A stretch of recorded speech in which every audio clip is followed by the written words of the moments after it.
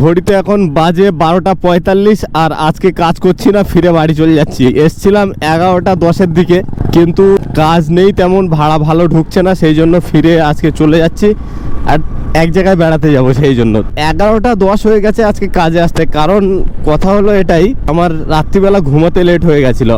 ঘুমোতে মানে বাড়ি এসছি রাত্রিবেলা 11টার দিকে, আর ঘুমোতে ঘুমোতে রাত 2টো বেজে গেছে। কারণ একটা ভিডিও দেখছিলাম, খুব ইন্টারেস্টিং ভিডিও, খুবই ভালো লেগেছে আমার।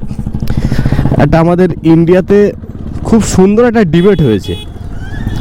সচরাচর এরকম ডিবেট, টিভি ডিবেট দেখা যায় না। টিভি ডিবেট যেগুলো হয় আমাদের ইন্ডিয়াতে, তো অ্যাঙ্কারও একটা রাজনৈতিক পার্টির হয়ে লড়ে যায়, আবার সে পার্টির একটা নিজস্ব একটা স্পোক পার্সন থাকে। তো ডিবেট মানে কি, মারামারি শুধু হয় না, বাকি সব কিছু হয়ে যায়, অনেক জায়গায় মারামারিও লেগে যায়।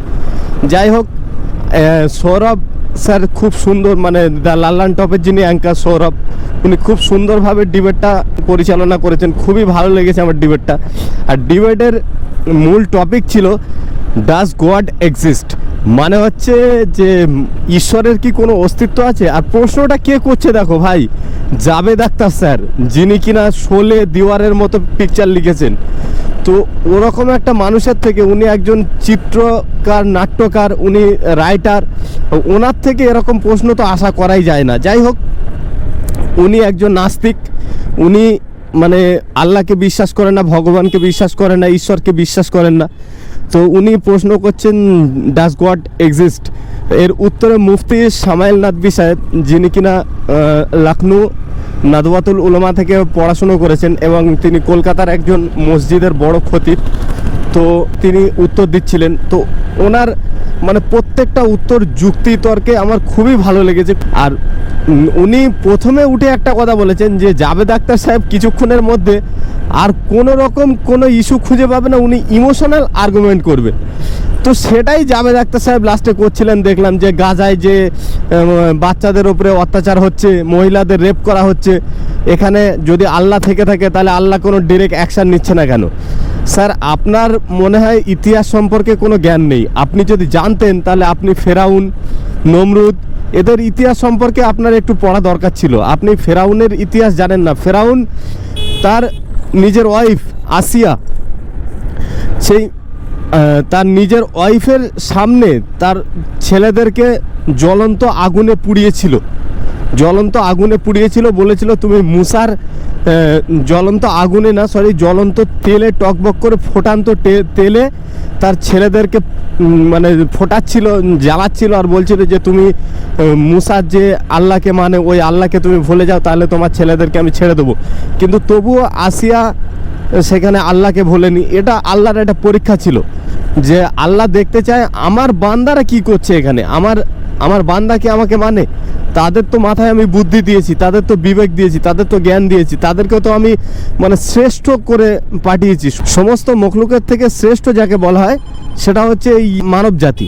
তো মানব জাতি যদি শ্রেষ্ঠ হয়ে থাকে, তাহলে শ্রেষ্ঠর মাথায় এত বুদ্ধি দেওয়া সত্ত্বেও তারা কিভাবে এই কাজগুলো করে।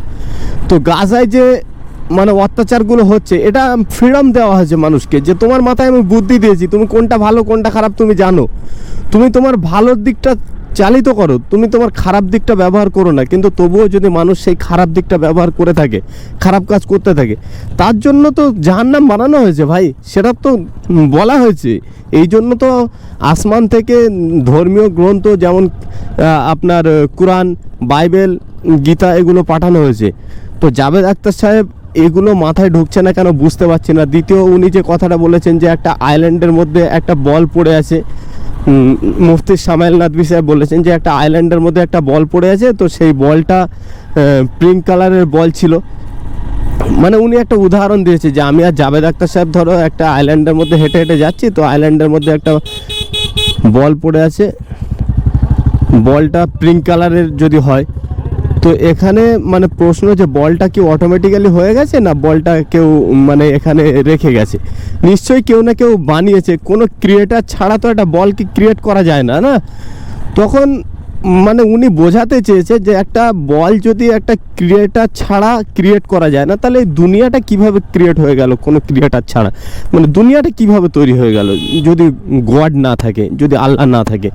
তো কথা হলো এটাই যে মুফতি সামাইল নাদভী সাহেবের এই উদাহরণে মানে ভদ্রলোক যিনি জাভেদ আখতার সাহেব বলছেন যে জাভেদ আখতার সাহেব বলছে যে গড যদি মানে আপনি যে বলছেন যে বলের কথা, যে বল কে বানিয়েছে বা বল কিভাবে আসলো ওখানে, তাহলে আপনি আইল্যান্ডের কথা বললেন না যে আইল্যান্ডটা কে বানিয়েছে, আমরা যে আইল্যান্ডে ঘুরে বেড়াচ্ছিলাম। আরে স্যার, আপনাকে বোঝানোর জন্য তো উদাহরণটা দেওয়া হলো যে আইল্যান্ডটা তাহলে কে বানালো? যদি বলের যদি কোনো ক্রিয়েটার থাকে, একটা সামান্য বলের, তাহলে আইল্যান্ডের কি কোনো ক্রিয়েটার নেই? এটাই তো আপনাকে বোঝানো হয়েছিল।